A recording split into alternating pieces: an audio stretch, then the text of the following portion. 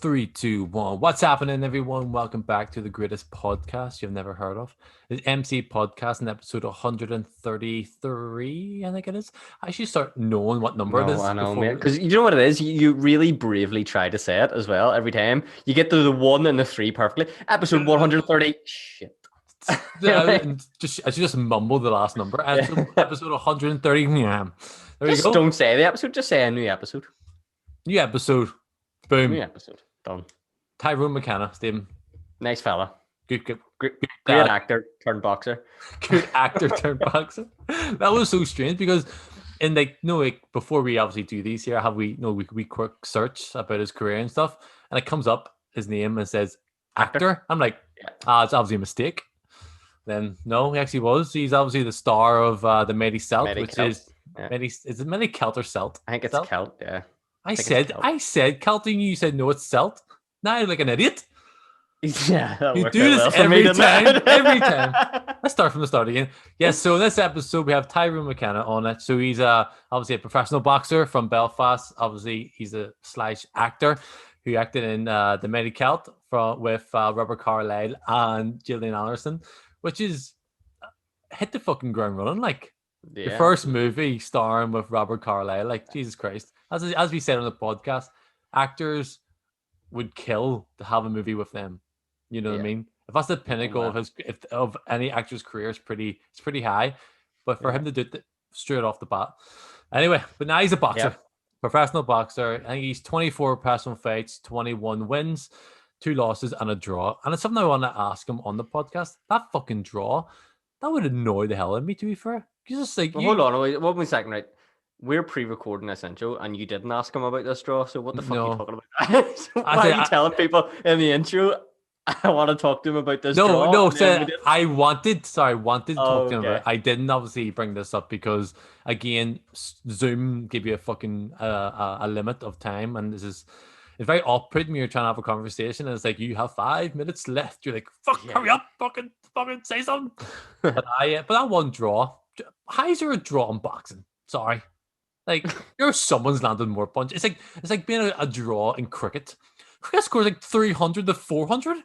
There's that one person has one more point. You just get the exact same points. No, it's like basketball being a draw. It's like, it can't be a draw basketball. I mean, the scores are too big. Like boxing I'm really glad you didn't ask him this. Yeah, because so I had a theory. Don't hear my theory. Because in football, obviously apart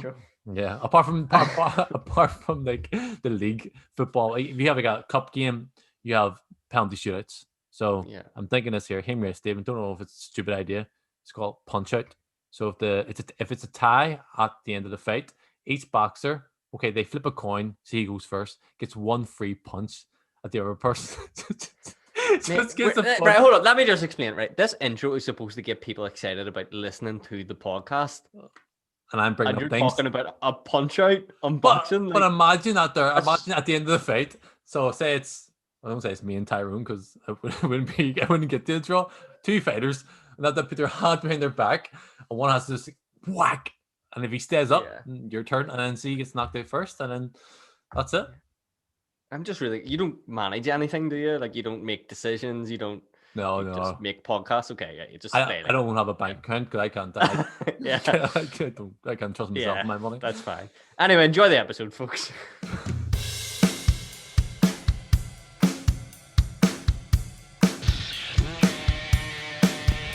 You are now listening to MCPodcasting. How's it going, Tyrone? Thanks for coming on, mate. Oh, good. Just chilling. Going back to camp tomorrow. So.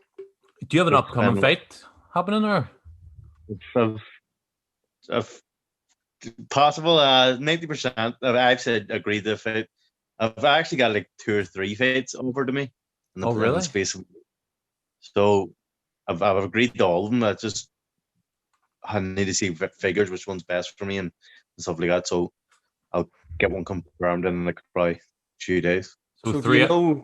So we can't give a name, obviously, but then do you know like dates? Like, do you know roughly when? So it's going to be mid-March. I think it's the earliest one, and then one's in April, start of April. So you've just started your training camp now. So that's your training camp from now until the fight happens. Yeah. So well, I've been training away anyway. I've been doing like some most days I'm training twice a day, but I'm obviously not putting in as hard as you usually would down in camp with Pete Taylor. But when taking over, my dad has been great. Like I've a lot of weight, but other than that, yeah. So from now till whatever date I'm fighting, I'll just be strict on the diet and training very hard. Is it hard though to prepare for a fight? As you said, there's potentially 3 different opponents. Is it hard to prepare for a fight when you don't know which one's going to be? Because obviously every fighter is different to prepare for. Yeah, well, I'll know who I'll know who I'm fighting next week. Like I'll know which one has accepted which one's accepted what kind of money I want and stuff. So I'll know in the next week which one it will be. So it'll be easy enough to prepare. But as coming off the back of that golden contract, the whole way through it, I didn't know who I was fighting. It could have been eight different fights at the start. It could have been 4 times. So I didn't really know who I was fighting then, and I don't really care about that. If you're high enough level in boxing, if you can't work out someone in the first round, then you shouldn't be boxing, because that's something you should be able to do easily. Adapt. And you, because was your fight in September, wasn't it, against Ohara Davis? Davis, yeah. So yeah, September. So what were you saying? No, do you find it? I was always find it with boxing, like the preparation. Like, do you find it, because obviously boxing in itself is such an intense sport, as you say, you go into training camps and stuff, and it's so high intensity. But after a fight, as you say, you almost like blow out and have like go on holiday, relax. Do you find it hard to switch off and switch back on again, like between fights? Well, it's easy to switch off anyway. After fight, I like to. I think everyone knows that I like to let my hair down and go out and have a drink and eat rubbish. Well, not even rubbish. I love cooking, so I eat decent, but I eat a lot. But once it comes in the fight, I know I've got a fight coming up, say 10 weeks time. It's pretty easy to dial in, and I've got a nutritionist on board, and I've got Pete Taylor and Lloyd, my strength and conditioning coach. So I've got everyone there. That I can't really. You can't. It's easy to zone in again.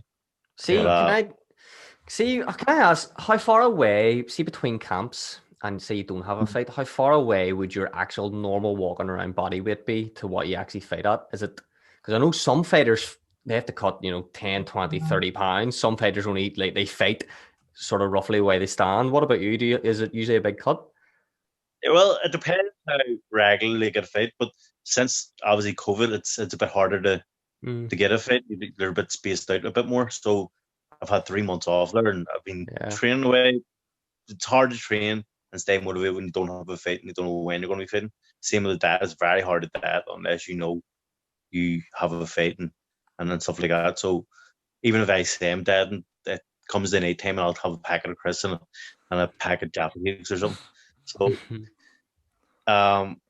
but I would wait. I'm walking around now over 12 stone, so I'm about 2 stone over, 24 pounds.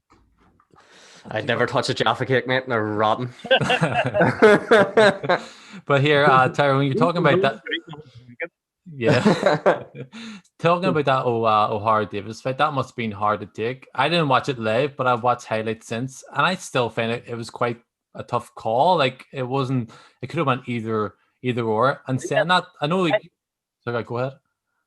I just feel like the reason that it is so tough is because it's maybe one of the only times I've stuck the game plan. Usually I just go in and have a war, but the game plan was working so well. Pete Taylor give me the plan that I was executing so well and it was working. I thought I could count the much punches he landed on me in one hand, but he was the one walking forward, and maybe judges just like people pressuring. But what's the point in boxing if you get penalized for actually boxing? Like, I'm out there, I'm the one showing skill, I'm moving, and I'm looking well, I'm popping jab out and setting up shots, and I'm actually boxing, not just slugging forward and trying to wing a shot, and they get penalized for that. So it's strange. And then Yeah, that's what it was hard to get over that defeat, just because I thought I definitely done enough to win. That's what I was And, gonna. That's what I was gonna I say. It's couldn't just 'cause- change it. I thought, like, if I'd have thought I was getting beat or I was closer than I thought, then I could have went for a war, and I think I would have won a war. yeah. So that annoys me that I could have changed it and maybe get the win, but I shouldn't have had to, because I thought I've won this fight anyway.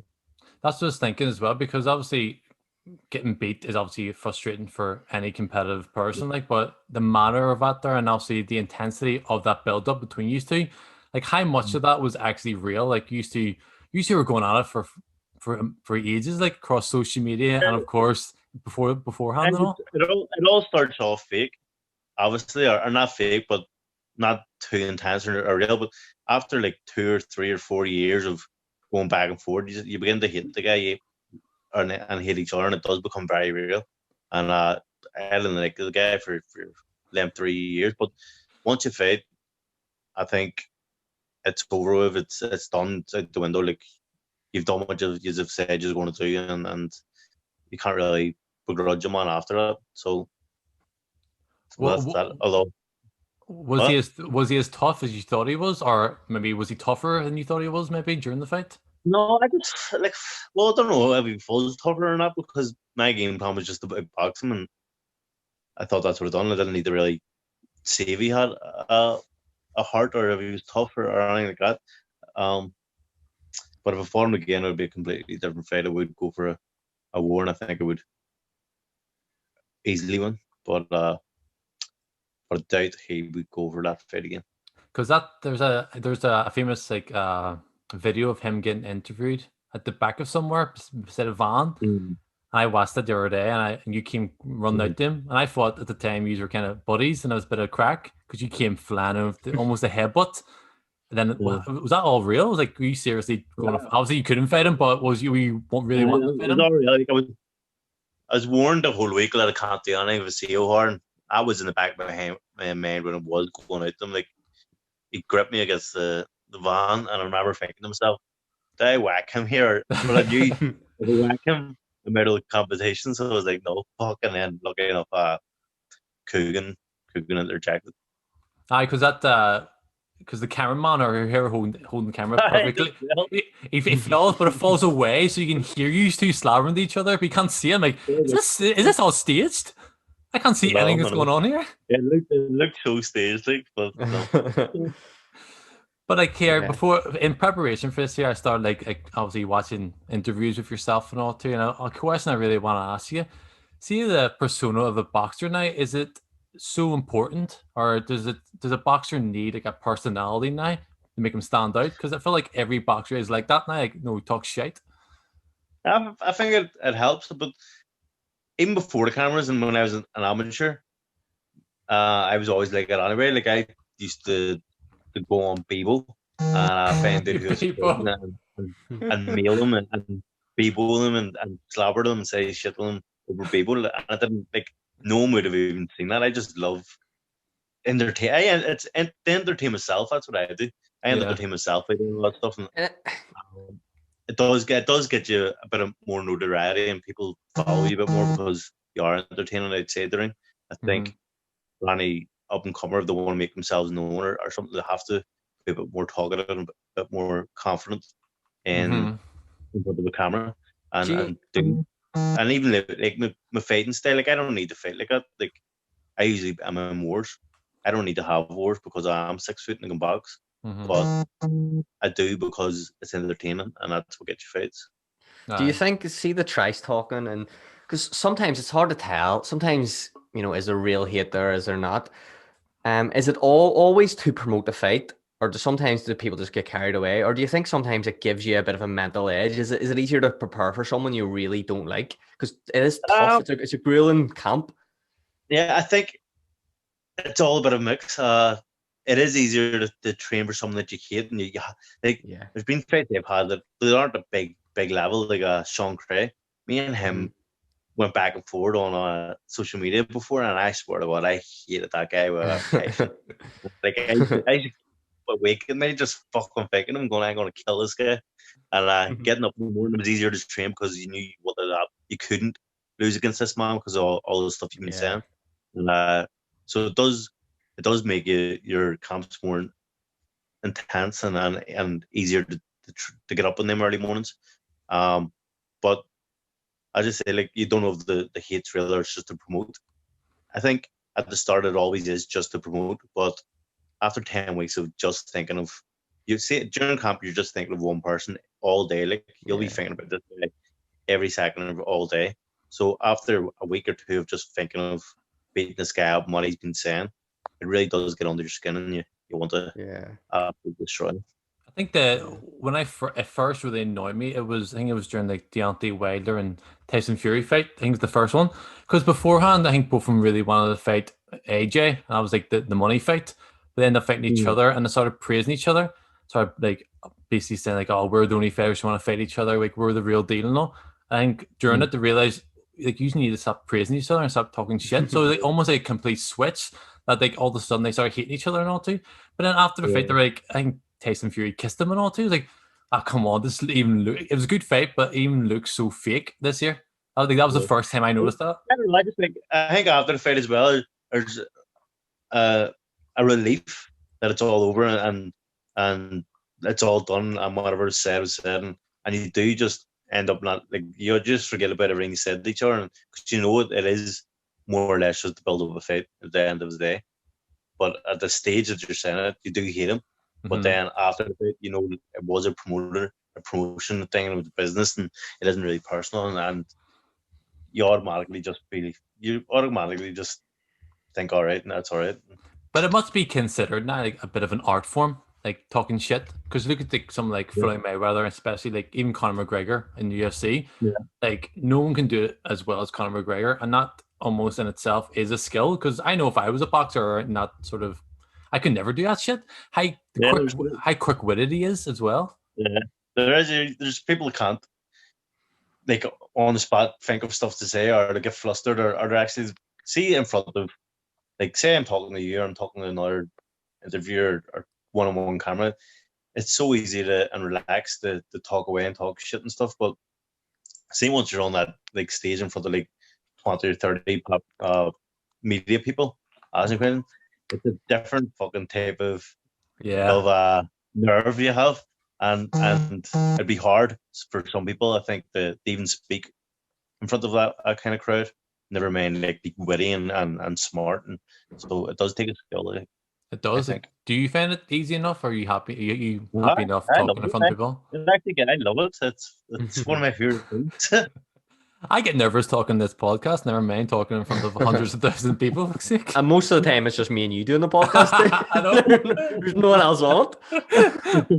Here, what I was going to ask you about like boxing itself, because boxing is a weird, strange sport, I think, and maybe you can disagree with me, because it is such an individual sport, and you're by yourself in a ring against an opponent. But the entire build-up to the fight, you're obviously in a camp with a team. Like, is it weird switching from a team surrounding then going into a ring being like by yourself and no one helping you? Nah, not really, because even if the team is there in camp, you still are really solo. Like, you're still hitting the bag by yourself. You're still doing pads by yourself, or with your coach, and you're still sparring just the one person and stuff. So it's always a solo thing. There is people there obviously have a bit of crack in training, but there's not really any team exercise you're doing. It's all basically solo, and then, as I say, during the fight you still do have a corner man, you still do have the coaches that you see every day. So no, I don't know. It's just it's easy transition. You started really young boxing, didn't you? I think you were what? I think I was reading online. You were around 8 or so when you started, isn't it? How many rounds do you think you need to have behind you before you can actually make that step to professional? Because there are some like famous names that kind of come in, they don't really have much of an amateur career, and they kind of have to learn it on the professional stage.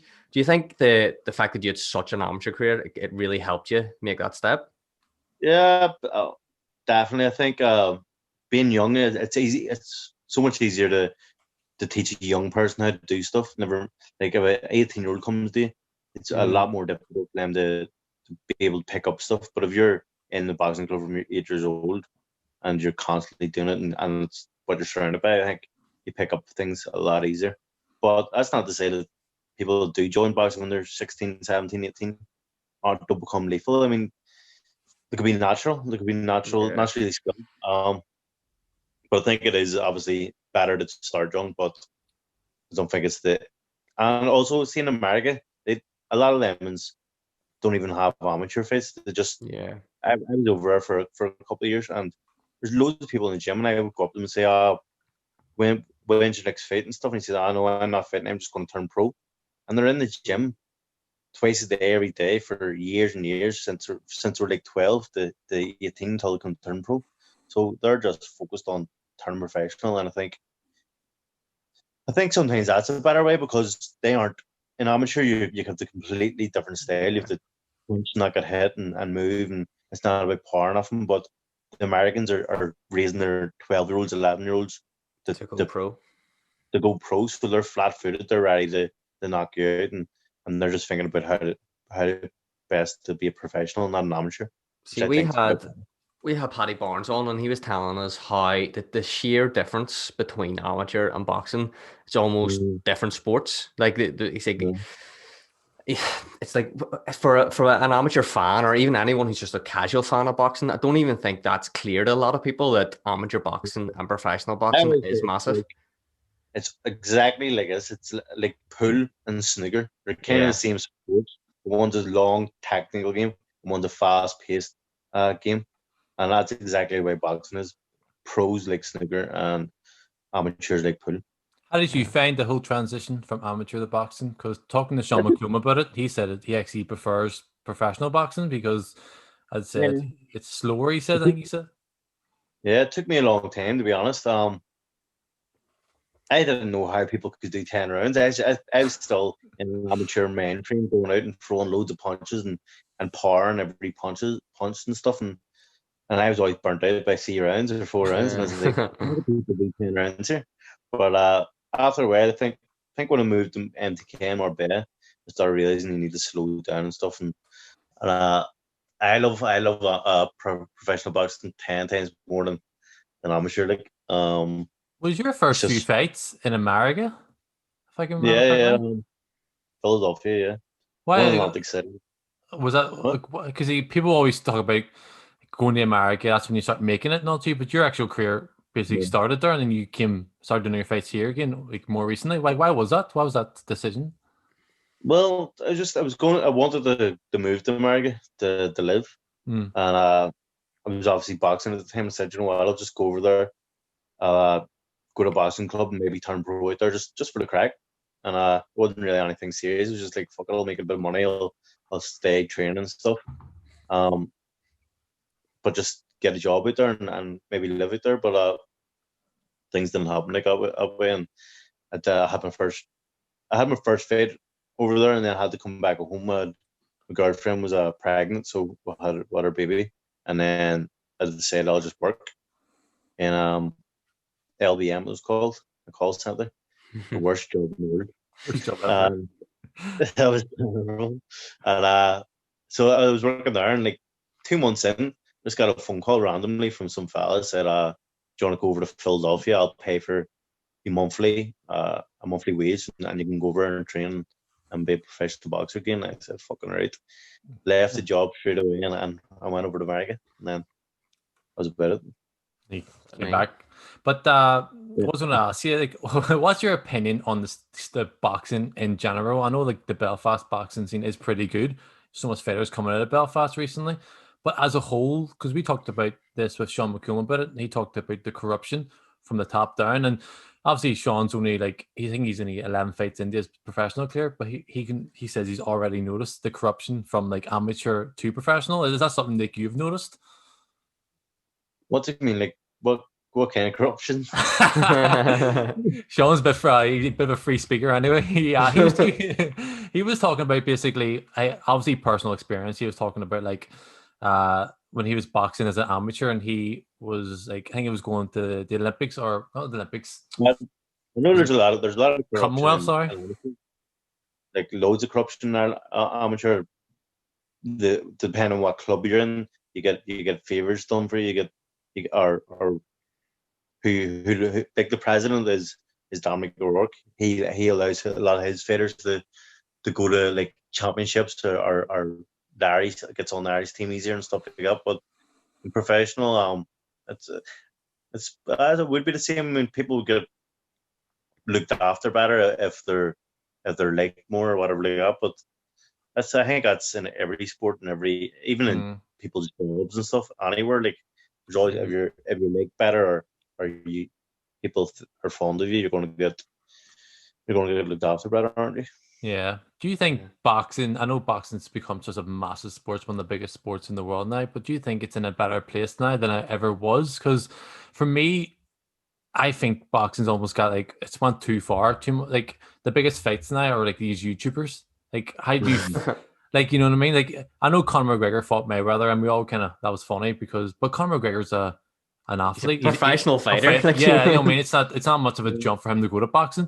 But you see, like Mayweather going to fight Logan Paul or Jake Paul or one of them people. Like it's almost like they're getting more views and pay-per-views now than actual like heavyweights like Fury versus Wilder. Like what the fuck? Like obviously it's attracting more fans or probably non-boxing fans. It kills me. So what annoys me, it isn't even that they're fighting that annoys me. Like Logan Paul and Jake Paul and all them, they can fight away if they want.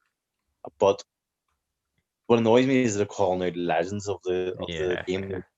Like they have no right to fight Floyd Mayweather. People, Floyd Mayweather's my weight. I would love to fight Floyd Mayweather. I've been in this game since 8 years old, 22 years, and I'm nowhere near fighting Floyd Mayweather. But this guy thinks he can turn up half a year, have a wee bum fight against. I think he got beat this fight today. KSI beat him. KSI beat him. Yeah. KSI beat him, and then he comes and he's fighting this legend. He thinks he's going to do something like it's insane. Just stick to your lane, and yes, you can fight KSI, you can fight retired basketballers, you can fight other YouTubers, but keep it that way. Don't come in and think you can disrespect the sport by fighting one of the best people on the planet and possibly get hurt. Boxing's a very, very dangerous sport. Imagine one of them is fucking Carlyle. Carlyle would absolutely destroy him. There would be serious consequences from them fighting them kind of people. They're just lucky Mayweather is past it, and he'll probably just mess about with Logan Paul and not really try and come out. Yeah, I think that's what I asked that for. When I said corruption, I just feel like Logan Paul is getting probably one of the biggest fights that, as you said, even you would love that fight. The fight Floyd Mayweather, but because he's such a big name and a celebrity and he has all this money, he's almost like bypassing all these boxers that are next in line. You know what I mean? Yeah, like we put in a lot of graft, a lot of work over, as I say, 22 years I've been doing it, and you have to work your way up to the rate to fight them kind of people. And he's just paying his way, and he's not. And I still think he's taking sports seriously. That you can't get hurt. And then also you'll have professional boxers that have 10, 15, 20 years experience on a Logan or Jake Paul up their card. Like, what the fuck is that about? he brings in numbers, he brings in serious numbers. But again, I just think he should stick to fighting other celebrities that want to try and box. And that's what I think. Do you think sometimes the traditions of boxing is almost being lost because of these fights or because of these celebrity fights rather than actual real fights? It is. It's making a lot of. It's making it. It's a bit disrespectful to the sport, and I think they shouldn't be putting up like belts and giving people the time of day. These YouTubers the time of day against actual fights. I just think there should be like a separate kind of thing for the YouTubers and stuff. Like they can do their own. The thing is as well, like it is. I agree it does disrespect the sport a bit because under no circumstances are any of these YouTubers saying, "Yeah, I'm going to step in an octagon with Conor McGregor," because they know fine, right? They wouldn't last 10 seconds, right? But for some reason in their head, they think that they can step into a professional boxing ring. Why is it different? I don't know, but it's like me waking up tomorrow and saying, "You know what? I'm going to play in the World Cup final." That's what Logan Paul did. I'm going to play in the World Cup final against everyone, and I think I'll do pretty well. That's not a chance. Not a chance. Well, have you ever still seen me not- play football? There's definitely a bit more safety in boxing. Like I always think, if I was going to do a sport, it would be like a boxing, because if I fell to the floor, I'm fine. Like if I'm getting beat up, I can fall. But you fall in UFC or MMA, you're Well, fucked. That's where they get you. That's actually untrue. That's What? it's been a study done on because boxing you fall and you get counted out, but you get brought back up and you get repeated injury. After a while, your brain gets absolutely fried and damaged. No, I mean, I can fall to the floor and he can't touch me, and I can just give up and do the 10 count and just leave the ring. You know what I mean? Well, that's well, you can do that. Here, Tyrone, there's something I gotta talk to you about, and there's something that I didn't know that my mate told me in work. He's like, I told me I'm gonna have Tyrone McKenna coming on. He's like, oh yeah, he was in that movie. I'm like, no, he's a boxer. He goes, no, he's in that movie. And I was like, what are you on about? And he kept talking about these movies, and I was like, Man About Dogs, no, about the Greyhound. And I was like, what are you on about? And he goes, the Mighty Celt. And I was like, what? And I googled it. I was like, you're that kid in fucking the Mighty Celt. I had no idea. Robert Carlyle. What the fuck? Like, that's class. I know. I should have stuck to that career because it's much easier on the face. But I was in the movie at 14 that came around to school and they asked everyone to go for auditions, and they asked like 2,300 people to go, and they didn't ask me, the bastards. Didn't ask you? But I went there. They asked all my mates. I standing there last. They said, "Yeah, you'd be perfect. You'd be perfect. You'd be perfect." Skipped him me, and then I went, "Okay, fuck you." But I went down anyway, and then just got through the first round, second round. But 11 rounds I got through, and then got the part. Was It it was good something you experience. wanted to get into, acting? No. Nah. Didn't really like drama. Didn't do drama. Didn't do any of that kind of stuff. So, but I was always a confident person. I've always been confident. So I suited it. I didn't mind the camera being on me. I didn't mind any of that kind of stuff. And I was a played a blender, so that, and I got another film, and then I got offered a role in Game of Thrones, and I went to a Jay-Z concert instead, What? which was a big regret. I didn't know. Like, so I got a phone call and said, Game of Thrones is looking at you. It was Pierce Elliott, the director of the Mighty Celt, and he said, they've been phoning you, got a role for you. And I said, right, okay, I've never heard this show. It hadn't been released yet. Game of Thrones, and I was like, that sounds shit. Oh, no way. And I phoned him and I said, yeah, can you come down? We've got a role, would like to see if you'd be okay doing it and stuff like this. And I was like, right. And I said, when is it? And I said, Saturday, and I had already Jay-Z Manchester. And I was like, yeah. And I just didn't turn up. And then I seen Game of Thrones was fucking massive. Did you watch the show Game of Thrones? Did you end up watching it? Was it hard for you? I boycotted that. Well, listen, mate, the last season of it is some of the worst TV I've ever watched, so you may have dodged the bullet.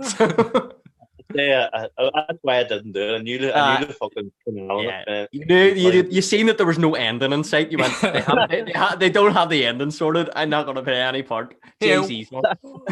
We were talking about Logan Paul skipping, like somehow bunking the queue. Hold on a minute. I know, what the fuck? People would have killed that do a movie with Robert Carlyle. And you're like, I did a movie with Robert Carlyle. We didn't care about it. It just went down anyway. Like, I just went for the That is true. It did jump ahead in that, didn't it? There's all these die-hard actors all down there. They've been going to all these auditions, been acting for years in the drama school enough. I waltzed in with a gloss coat, fucking didn't give a fuck. The Logan Paul of acting. Because offers fucking Game of Thrones. I'm going to Jay-Z concert and all too. You're not even fucking grateful for it. You're not even grateful for this. But would you go back to it? Would you ever go back to acting? Yeah, that's what I said.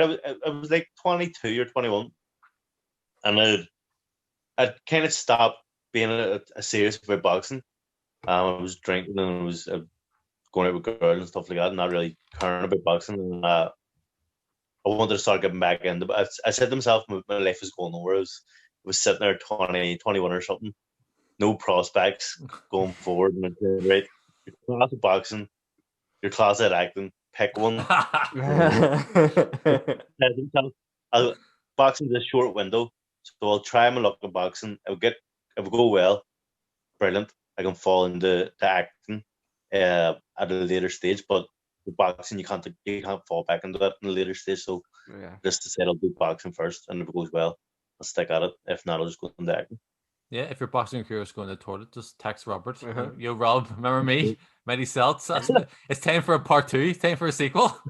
Or you could just turn up at random auditions. Anyway, just walk in and be like, Yeah, "Hey, work we're before. boss." Work before. Mhm. All right, Tyrone, I think we're taking up too much of your time anyway. But again, really appreciate you coming on, and thanks again, and good luck. Hopefully the fight is announced soon, and good luck in that fight, okay, mate? Thank you very much, legends. See you All the later. best, mate. All the See you, mate. best.